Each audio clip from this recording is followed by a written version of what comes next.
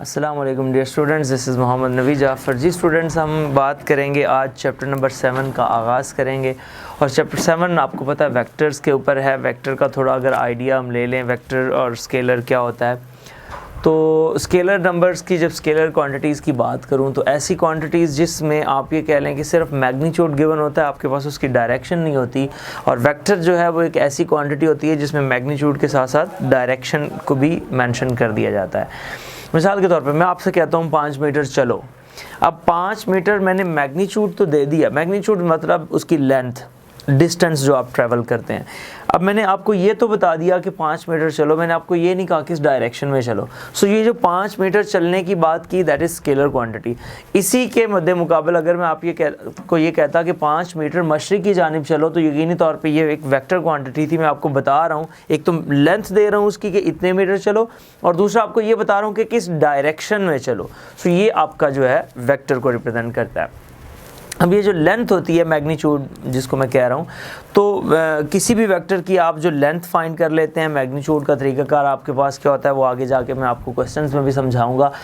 उसके बाद अगर मैं लाइट से डिस्कस करता चलूँ यूनिट वेक्टर्स को, तो यूनिट वेक्टर आपके पास एक ऐसा वेक्टर होता है जिसकी लेंथ 1 होती है, मतलब उसका मैग्नीट्यूड 1 होता है। नल वेक्टर की बात करें, ज़ीरो वेक्टर की, तो वो एक ऐसा वेक्टर है जिसका मैग्नीट्यूड 0 होता है।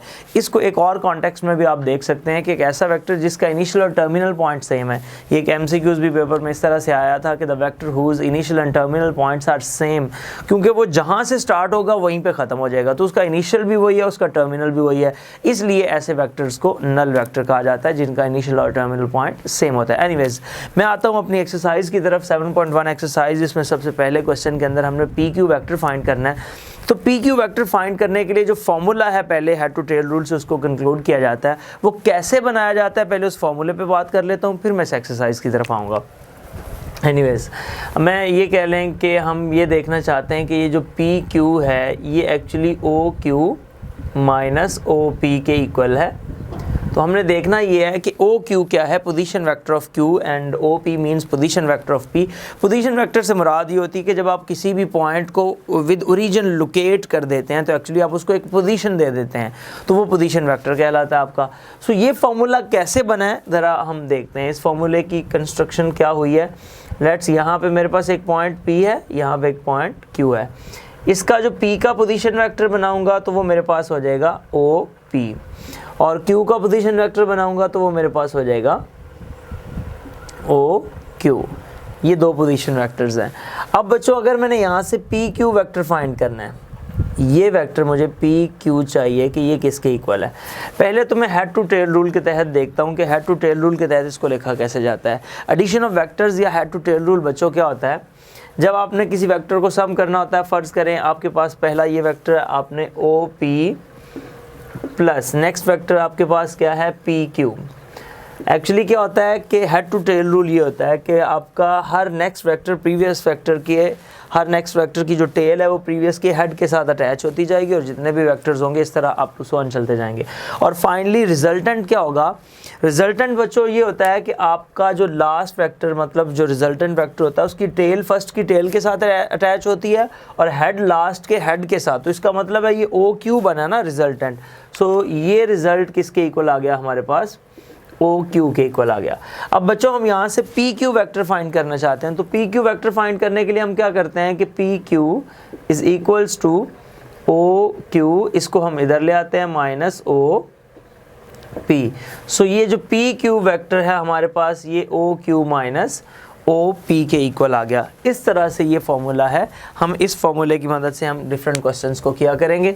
अब इसको इन शॉर्ट आपने याद कैसे रखना है, जो आपके पास दोनों ये पॉइंट्स हैं जिनके दरमियान आप ये वेक्टर फाइंड करना चाह रहे हैं, बाद वाले पॉइंट का पोजीशन वेक्टर पहले और पहले वाले पॉइंट का पोजीशन वेक्टर बाद में।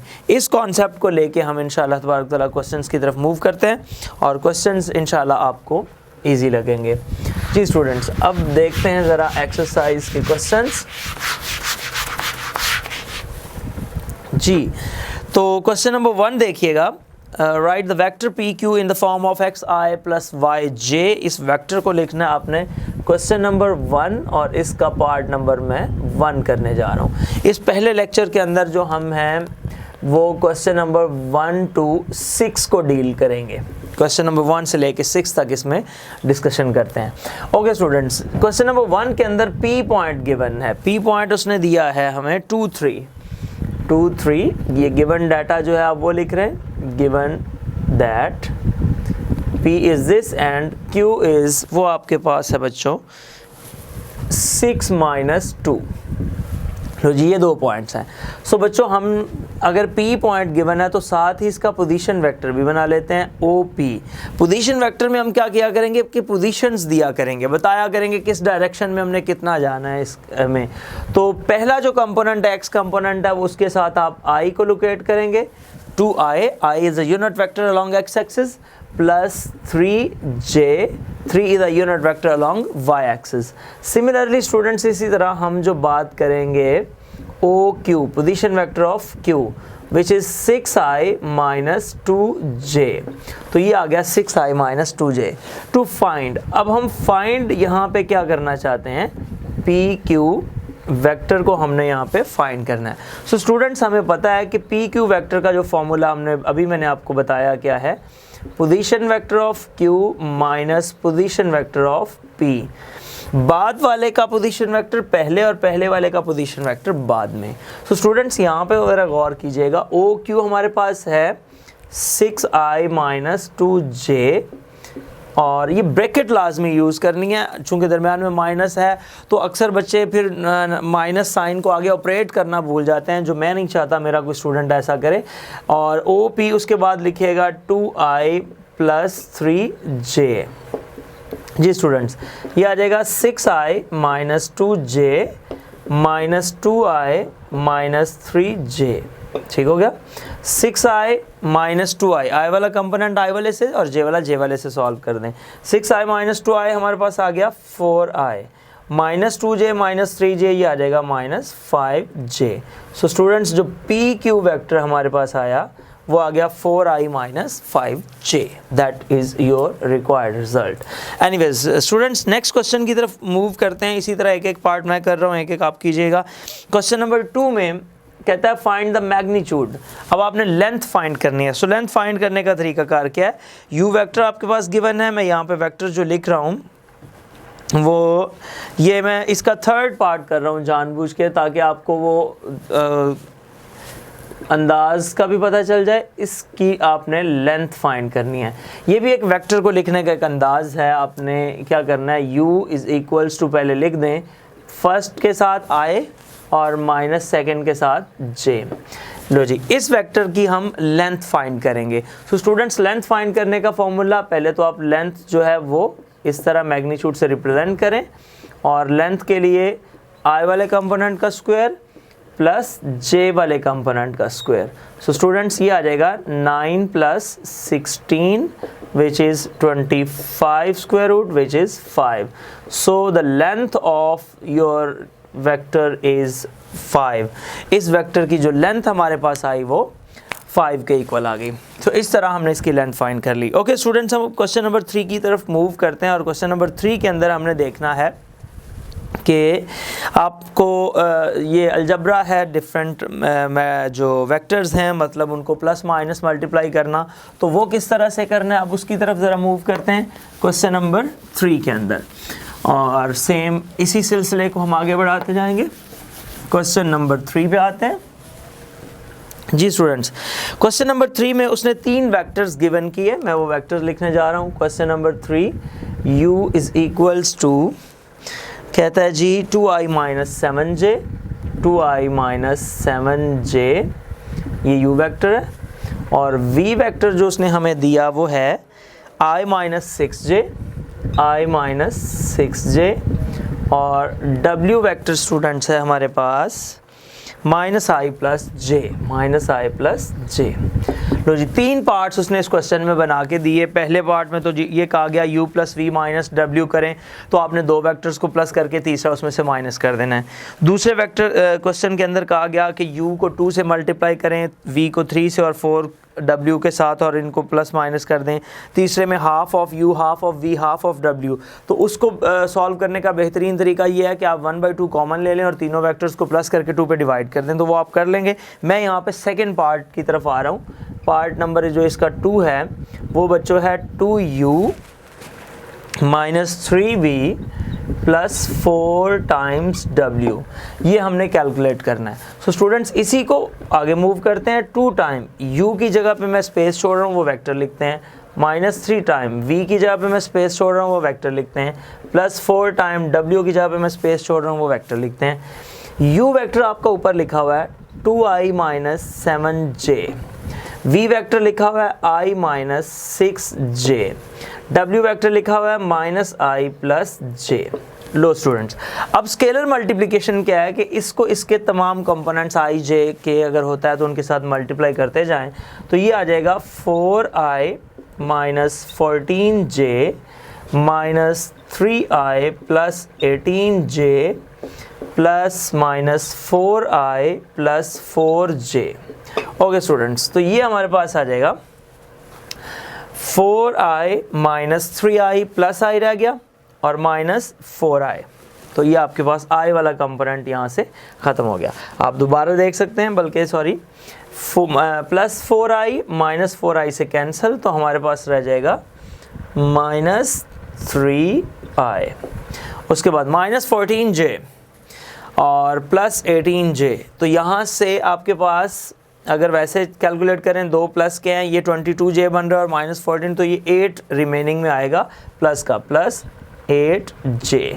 ओके स्टूडेंट्स, ये आपके पास आपका रिक्वायर्ड वेक्टर आ गया माइनस 3I प्लस 8J। दोबारा आप इसको देख लें, 2 को 2 से मल्टीप्लाई किया 4I, 2 को 7 से किया 14I, minus 3I plus 18J minus 4I plus 4J, तो इस तरह से आपने इसको कैलकुलेट कर लिया। सो स्टूडेंट्स, उम्मीद है आपको ये क्वेश्चन भी समझ आया होगा। आप क्वेश्चन नंबर 4 की तरफ मूव करते हैं। वेरी सिंपल, कोई मुश्किल क्वेश्चन नहीं है। क्वेश्चन नंबर 4 के अंदर स्टूडेंट्स वो ये कहता है, क्वेश्चन 4 कहता है A B and C D, find the sum of A B and C D.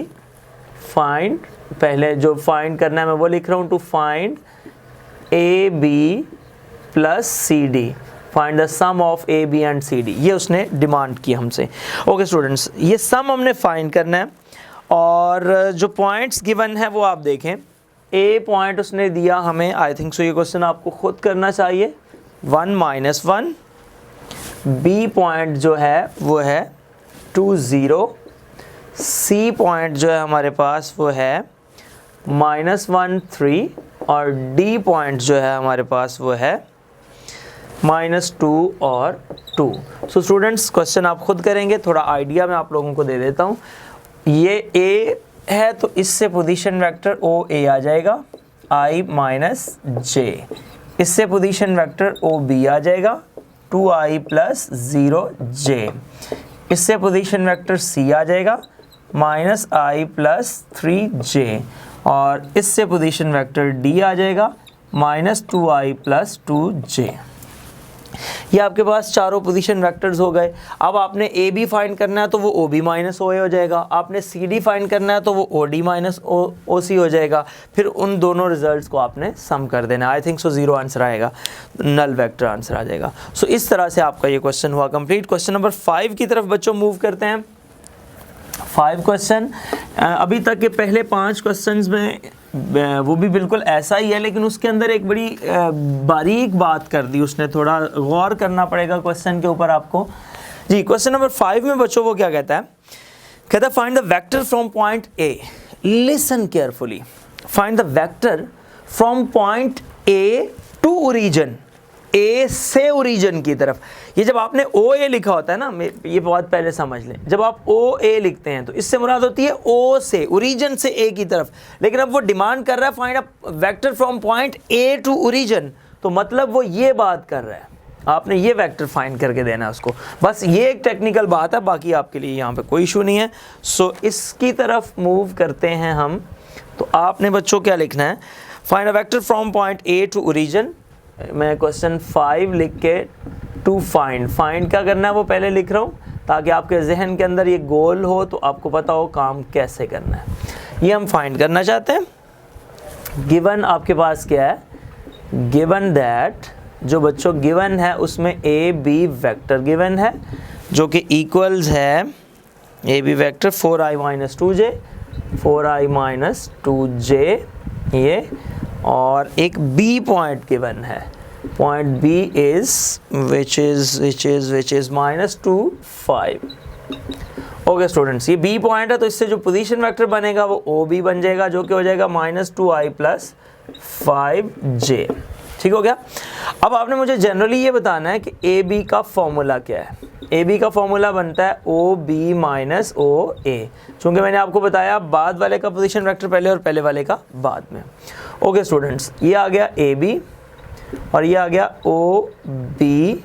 ये जो माइनस ओ ए लिखा हुआ है, मेरी डिमांड क्या है, ए ओ। मैं तो ओ ए तो नहीं चाहता, मैं तो एक वेक्टर फाइंड करना चाहता हूँ जो ए से ओरिजिन की तरफ हो। सो ए से ओरिजिन की तरफ अगर मैंने वेक्टर बनाना है तो मुझे इसको ए ओ लिखना पड़ेगा, और जब आपको पता है वेक्टर की डायरेक्शन बदलें तो उससे एक नेगेटिव साइन आ जाता है, तो ये वो नेगेटिव साइन आ गया।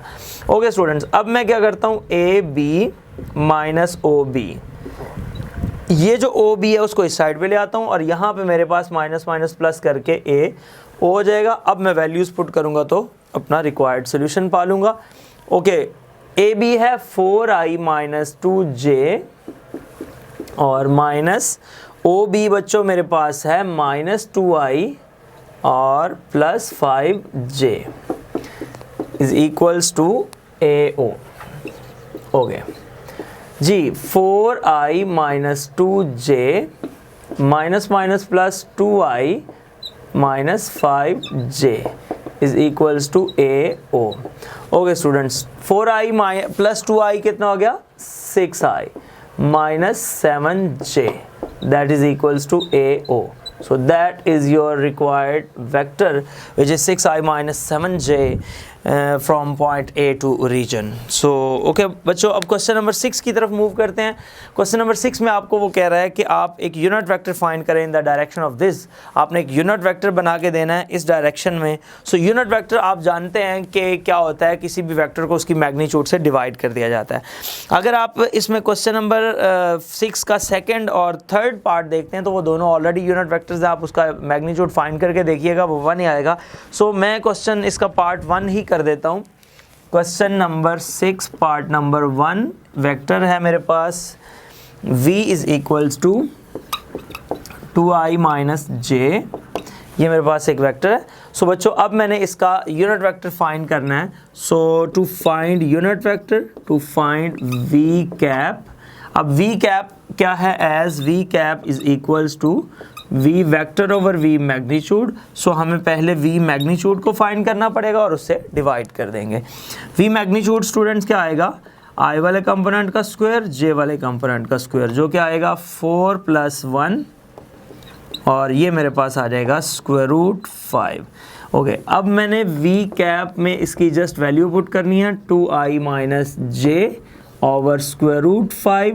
मैं ऐसे भी लिख सकता हूँ 2 over square root 5i minus 1 over square root 5j which is your v cap, मतलब यूनिट वेक्टर।